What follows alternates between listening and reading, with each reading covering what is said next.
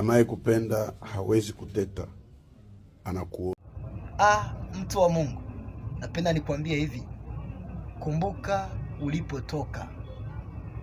Usidharau walio nyuma yako na wale ambao wako mbele yako.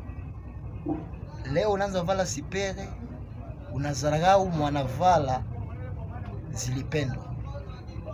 Leo unaanza miliki nyumba za kifahari, unadharau yule ambaye anayekaa kwenye nyumba ya udongo. Ila nakwambia mtu wa Mungu, kumbuka ulipotoka. Kumbuka ulipotoka. Tulitoka sisi sote kwenye matatizo. Inakuwaje wewe sasa Mungu anakuinua unaanza nidharau? Ila nakwambia kumbuka ulipotoka. Leo unapata kazi, unaanza nidharau juu mimi sina kazi.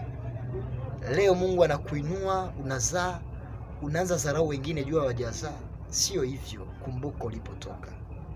Maisha ni kama mpira. Leo unanifunga na mimi kesho nitakufunga. Leo unajiona uko tamaduni sana na wewe kesho na mimi ndajiona kuwa bora kuliko wewe.